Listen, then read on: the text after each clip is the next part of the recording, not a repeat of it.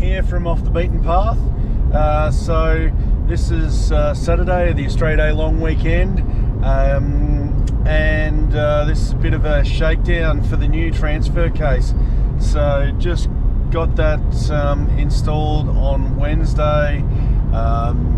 Thursday was the Australia Day public holiday, yeah, so we're heading out, and we're heading out to Blue Rag. I've done Blue Rag many times, but today is going to be Blue Rag with a difference. We're actually going to go all the way to the end of the Blue Rag track. So for those of you that know Blue Rag, you would know that, you know, the vast majority of people stop at the trig point, and that's where I've stopped all the other times that I've been up on Blue Rag, but there's actually another 12 kilometres of track past the trig point that take you down to a campsite by the river. Apparently it's a pretty good campsite, not very big. Anyway, I just want to see it. I want to go down there. I want to see what it's like. So yeah, now I was, this is a bit of a last minute trip, you know, like all the good trips, well planned, well in advance. Decided yesterday at 4 o'clock that I might do this trip today, so, you know, that's how it goes sometimes. I was hoping to have some company on this trip, but some vehicle troubles sort of kept them from being able to join me, so solo, but that's fine. I don't mind going solo.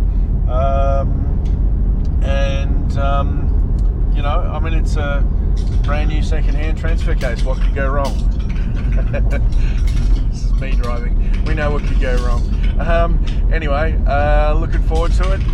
So right now, check out the view out the front. So that is Mount Buffalo that you're looking at up there. We're just bypassing Myrtleford on Carroll's Road. Once I got to Harrietville, I decided to take the Ovens track, which is just off the end of one of the Harrietville roads, and it basically bypasses a lot of the twisty sections of the Great Alpine Rd up to Hotham, or in this case the Dargo High Plains Rd. So yeah, followed the West Ovens track and then turned left off the West Ovens track onto Guns Creek track, and followed that through to Mt Sugarloaf and then down to the Great Alpine Rd.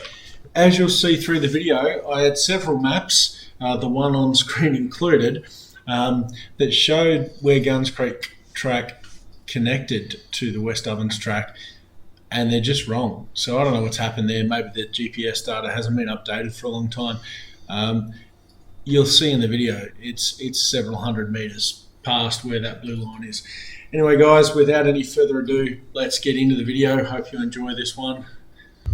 Okay, so here we are at the start of the West Ovens track, just outside of Harrietville, and we're heading, as I just said, onto the West Ovens track, then onto Guns track, sort of bypassing all those twisty sections of the Great Alpine Rd.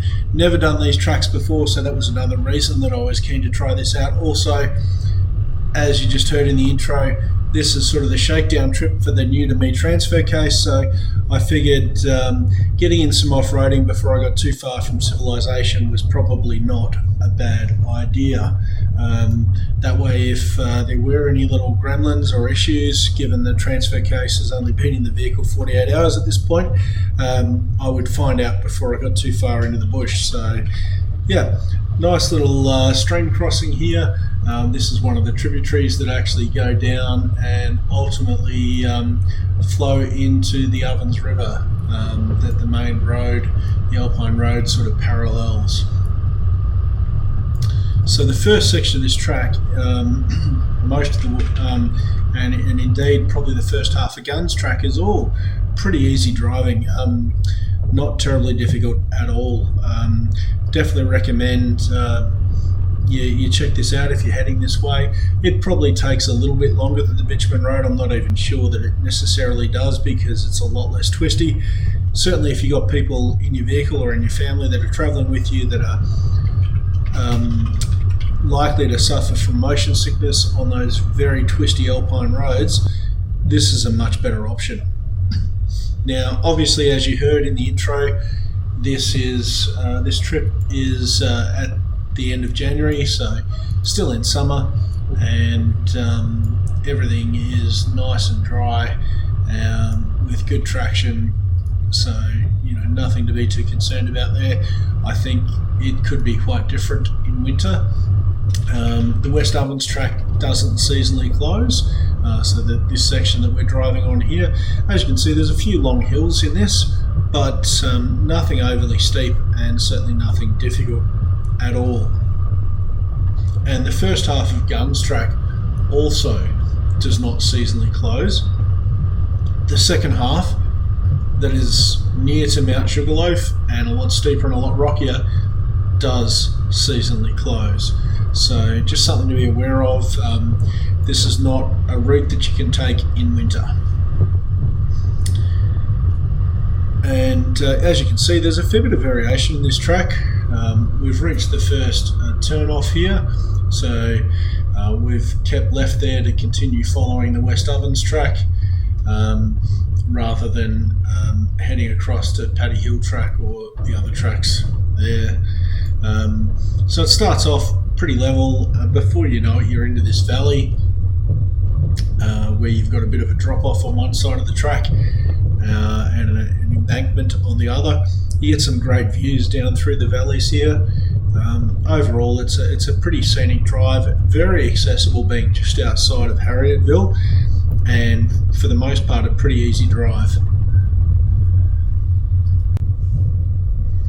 You can see the tree ferns or man ferns there following the creek, and the water supply, a little bit muddy there, but firm base, nothing to be concerned about.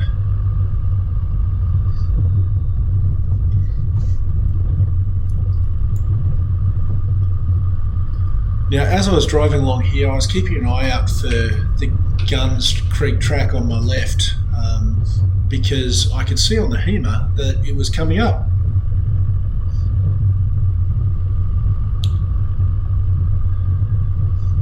But it wasn't presenting itself. So still keeping that eye out, and at this point I think I've probably gone past the turn-off point on the map, so running the HX2 with the GPS location, and look, from time to time track locations aren't 100% accurate, so I have gone a little bit past sometimes, but at this point I've gone quite a ways past, much further than I normally would, and still no sign of the track. So I was starting to think to myself that I must have missed it, because it's shown on the Hema maps, it was shown on the Topo maps. I really was starting to think, I think I've missed this, and I better turn around and go back and see if I can find it. So I did about a 400 point turn here. Gotta love these narrow tracks where you don't have a lot of room. I have to say, this sort of stuff is a lot easier in the Pajero than I think it's going to be in the 76. That's a bit of a different ball game when it comes to this kind of stuff. It doesn't have the same turning circle of the Paj, and obviously it's a manual, so shifting is a little bit trickier. And while the steering in the 76 is some sort of power steering, again, it's not as assisted as the power steering in the Pajero. So yeah, fortunately I don't have to do this kind of thing too often. That's probably another thing I'm definitely going to miss about the Paj, is just the turning circle. It's pretty manoeuvrable. Case where plans just don't go according to plan. You can see on the Hema there, that track behind us, we're heading down the screen in that map. That's Guns track. That doesn't exist anymore. That was the track I was going to take. So yeah, Guns track was the track I was going to take, but as is so often the case in the high country, despite being marked on Topo maps, Hema maps, all kinds of maps, the track's simply not there. it didn't look like it ever existed, to be honest. I went backwards and forwards on the track a couple of times. There was no evidence of that track like existing. So anyway, look, we can get where we're looking to go today by following this. It's just going to take a little bit longer, so par for the course. Anyway, let's keep going. Okay, so apparently I spoke too fast.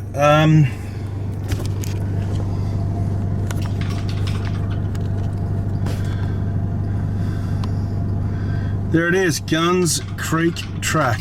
As you can see on the Hema, yeah, nowhere near where it's actually meant to be, according to the maps. But that's all good. We'll turn left here and carry on. So yeah, as you just heard, we did actually come across Guns Creek track. It was just a long way from where the map indicated it was going to be. That's probably one of the furthest I've ever seen. You can see here the track's not quite as well maintained, not quite as wide, at least in this section, as the West Ovens track, but still good surface to drive on and adequate space and good traction. And starts off with this long steady climb. Guns track, as you'll see, was quite a scenic track. A lot of it is ridgetop driving after you finish this initial sort of long steady climb up. So again, I highly recommend this track. A couple of loose scrabbly sections that you definitely want to take it slow on, but the majority of it is pretty easy driving and some of the best views you're going to find anywhere in the high country.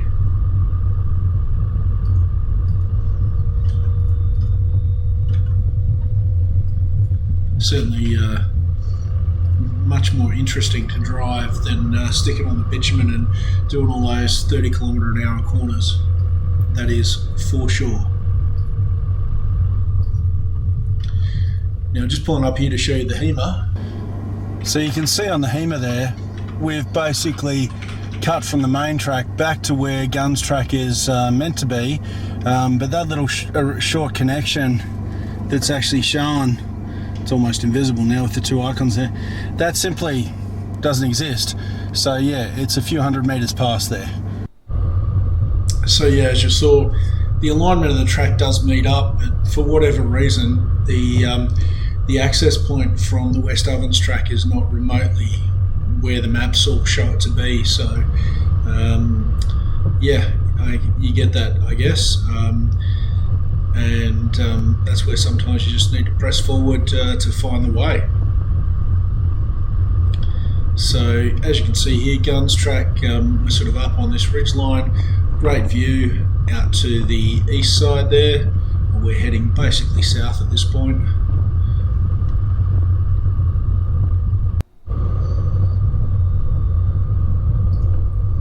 And as you can see, the track's generally in pretty good condition. Not difficult to drive at all. This first section you'd probably do in an all-wheel drive vehicle if you really wanted to. Again, not in winter, but certainly in the condition it's in here in late January, no real issue at all. I think most of the time I was driving in 4 high without the centre locker engaged, which is, you know, essentially all-wheel drive in the Pajeros.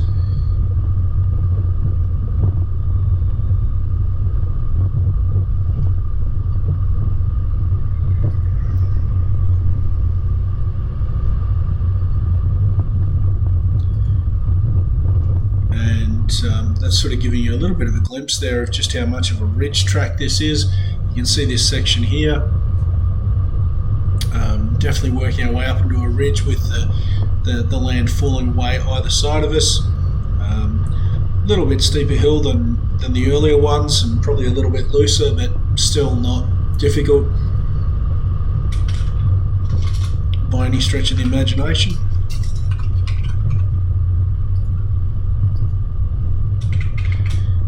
Once you get up here, you've got some cracking views at different times, both to the east and the west, so to the left and the right of this portion of the track. You're fairly high up at this point, with most of this section of track being around probably 1350. How good is this? This is the view from Guns Track as we're working our way around to get up onto the Great Alpine Rd near Mount Hotham, onto the Dargo High Plains Rd, and then up to Blue Rag.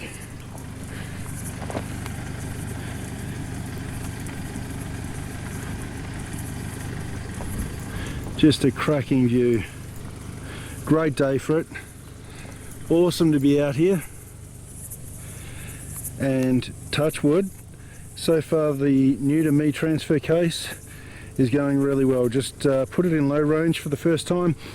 Changed really smoothly, so yeah, looks like it's ready for Blue Rag.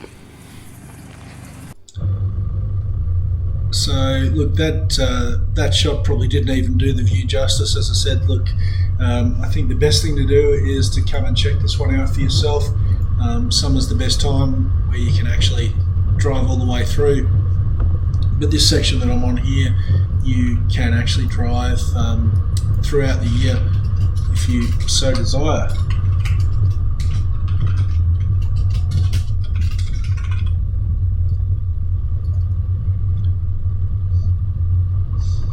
And up until this point, I'd actually been thinking to myself that, you know, from time to time, not that you've probably seen on videos on the channel, but we've taken our drifter camper trailer to camp up along the Dargo River. And driving this initial section here, I had thought this would be actually an easier way to bring the trailer than, you know, all those switchback turns on the highway. But the later section near Mt Sugarloaf probably said to me that maybe that's not the option.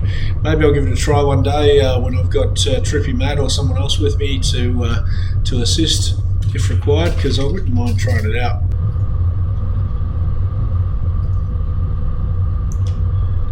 So again, you can see here the hills are getting a little bit gravelly, but still not super steep or anything. Car's moving probably a little bit more, working a little bit harder to climb these. You can see there, bogging down a little bit, probably losing a little bit of traction, but yeah, still not difficult by any stretch of the imagination.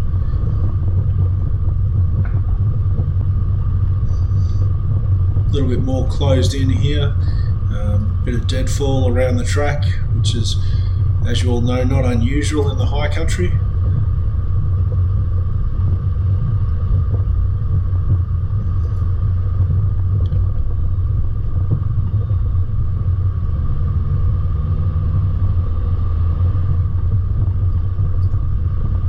Another one of those long steady climbs, so that probably characterises this track more than anything, is these really long steady, not particularly steep but long climbs throughout it.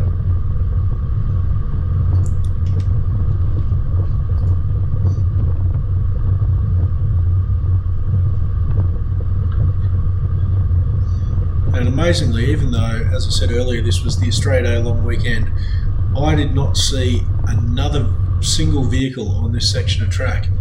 So coming up here, that's Pheasant Creek track on the right hand side, which will take you back through to the Buckland Valley and or other tracks should you desire.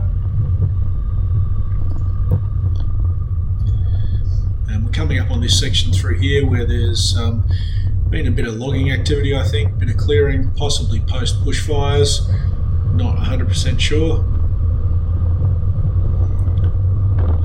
but yeah, quite an open area beside the track here, and this track looks pretty well used in this section. It's basically a road, to be honest.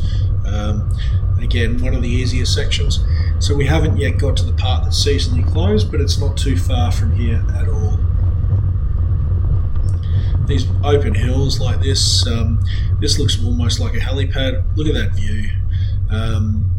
Just make it so worth it. You know, it's nice and cleared, so the tree line's a long way down.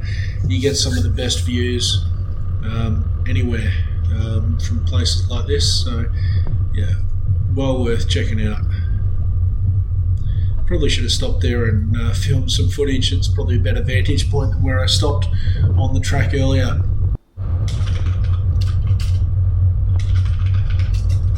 You can see, as I said, making a pretty good pace along here.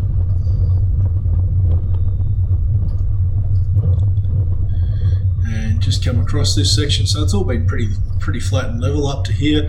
So come across this section, reasonably steep descent here. So just pause there. Most likely, I reckon, to drop it into low range, or at least four-wheel drive high range, to get a little bit of engine braking control for this descent. And you can see a bit of a climb coming up on the other side there. Track's getting a little bit rockier, but there's definite path worn where previous vehicles have sort of pushed the bigger rocks out of the way, and you can see on this side there's some ruts starting to form there. Again, you know, when there's been some wet weather around, I think that'd be a lot softer. It'd be a whole different ball game trying to get up here. But in summer, when it's firm and dry, nice, easy drive. This is definitely the steepest hill so far on this track. Probably doesn't look it necessarily, but it is reasonably steeper than everything else we've driven sort of up to this point on this track. But still not difficult.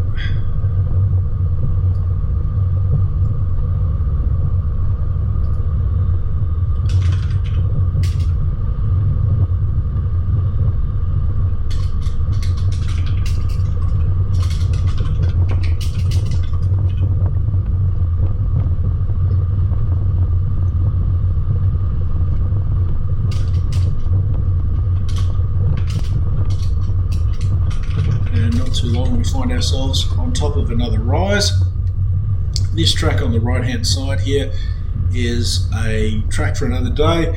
Goes down to a campsite on a little hilltop, from what I can understand from the maps.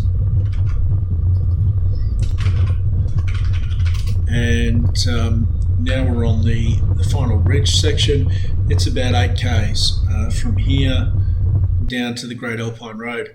Now, as you can see there on the screen, this descent I accidentally shot in time-lapse mode. I have sort of tried to slow this down through my video editing software. Still doesn't do a great job. It's much faster, obviously, than I drove it. And I'm not sure what that's going to look like on YouTube. We just came down there. That was really steep and rocky. Now, I'm recording this on the Sony because I'm pretty sure the GoPro wasn't recording. I was trying to start and stop it, and I think it got switched into time-lapse mode. So anyway, we're on Guns track. The views here are just absolutely cracking. Had no idea what this track was like. It's marked as easy on the Hema. I don't know if I'd call it an easy, but it's probably a medium. It's pretty steep, pretty rocky. Anyway, let's get on and finish this so we can get over onto Blue Rag. I don't think that's the Blue Rag range that we're looking at there. I think it's the next one over. So yeah, that descent was a lot steeper, looser and rockier than that footage would ever give you to believe. Reasonably tricky, and that's probably one of the parts I'm not real sure about bringing a camper trailer down there. You can see here, even this section of track, not super steep. Certainly more rocky than what we've been driving, but with a really steep drop off there on the right hand side, and it's not a super wide track either. Definitely not a lot of room here for passing other vehicles. And obviously if you put a wheel or two over that edge, it's not going to be a good day. There's certainly not much margin for error. It's a very defined sharp edge on the track through here when they've graded this in. But again, the views from this track are as good as you get anywhere.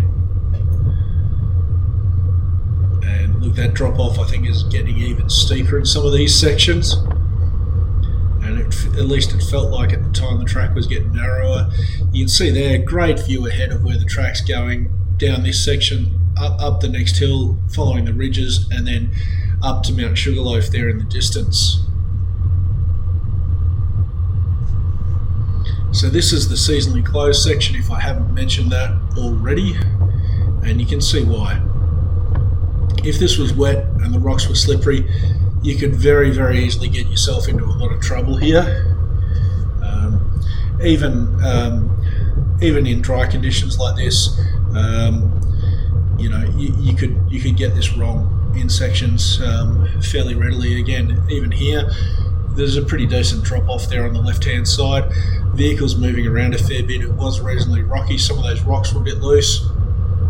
Traction control is really helping me out here. So this is the kind of thing that I'll be very interested to see how the 76 drives this without a locker. Might be I'll be trying to find room in the budget for a locker sooner than I'm anticipating, but we'll see. So yeah, really cool ridgetop track section here where you've got the track just falling away on both sides of you. Reminds me of the neck on the top of Billy Goats. And yeah, as you can see there on the screen, we're just about to Mt Sugarloaf now. So this is a reasonably steep hill climb here, but the track surface is pretty easy, so it's not too difficult. And then as we finish this first section, this next section here is a little bit rockier and gnarlier. You can see, you know, those rocks are quite a good size. There's some definite tyre tracks worn into the rocks to show you where previous drivers have placed their wheels. And look, on these kind of tracks, I always think it's a good idea to try and follow those. You're less likely to spike your tyres because others have gone through and pushed presumably some of those sharper rocks out of the way.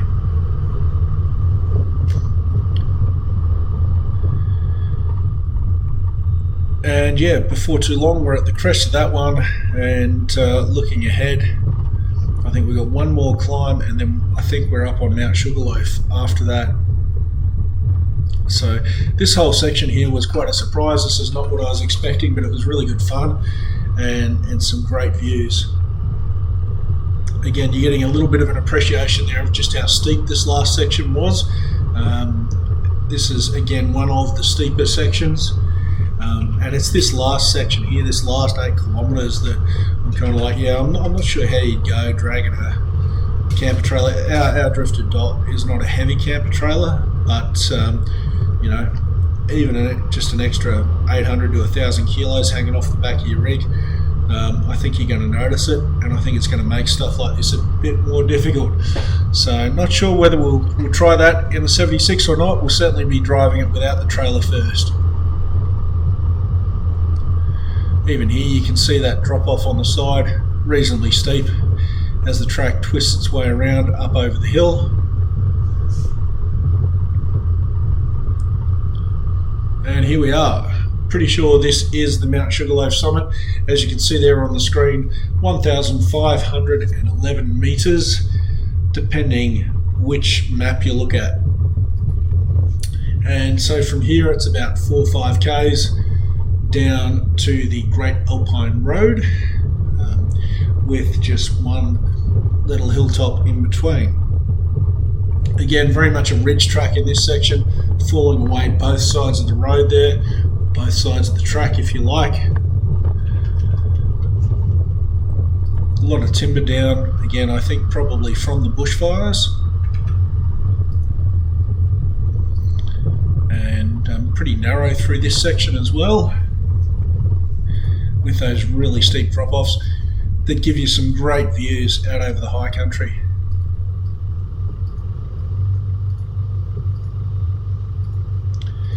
I think I just pulled up there to drop it into low range again. So having now replaced the transfer case for a second time, one of the things I've been conscious of is it was recommended to me not to drive over 20 kilometers an hour in low range, despite what the Mitsubishi manual tells you that it can do up to 35-40 kilometers an hour. So I've been a lot more conscious of keeping the vehicle in low range only when I absolutely have to, and then stopping and shifting out of low range the minute it's no longer required. Whereas in the past I've probably been a little bit more of a lazy driver and just managed my speed under that 30-35 kilometers. Even on the easier sections, and just left it in low range because I knew another hill was going to be coming up, whether it was a descent or a climb, and I would use low range for that. So rather than just sitting in low range the whole time, more conscious of selecting for the terrain that's in front of me. Another nice little climb here, again, this one was pretty easy. A lot of timber litter on the track, but the base was very solid. Traction was good. And it's another thing with this track, that the tree line is generally set back from the track in a lot of these places fairly well, so you've generally got very good visibility of what's coming up ahead.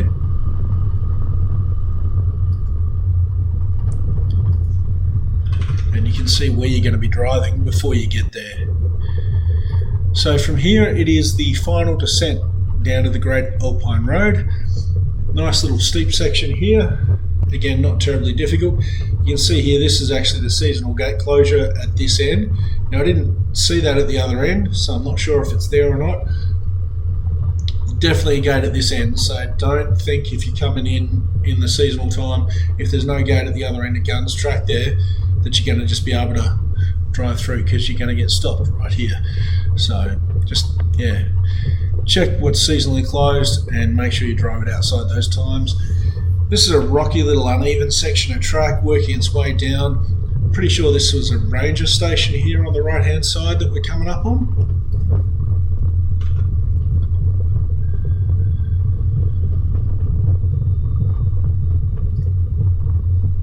And from here it's literally just a couple hundred meters down to the Great Alpine Rd. The other benefit for me today coming this way, apart from bypassing all those twisties on the bitumen, is that there was a big cycling event on. Not sure it was the Three Peaks one, but one of the big cycling events they commonly hold on Hotham, and there were cyclists going up and down and just lots of them everywhere, so being able to avoid them was a good thing for them and a good thing for me. So from here it's literally just a couple of k's to the Dargo High Plains Rd. So guys, I hope you've enjoyed this video. Thanks for watching if you've watched it all the way to the end here. Like this video if you liked it. If you've got any questions, put them down below. And as always, we appreciate everybody who supports the channel by subscribing to the channel. Really appreciate that, guys. Catch you in the next one.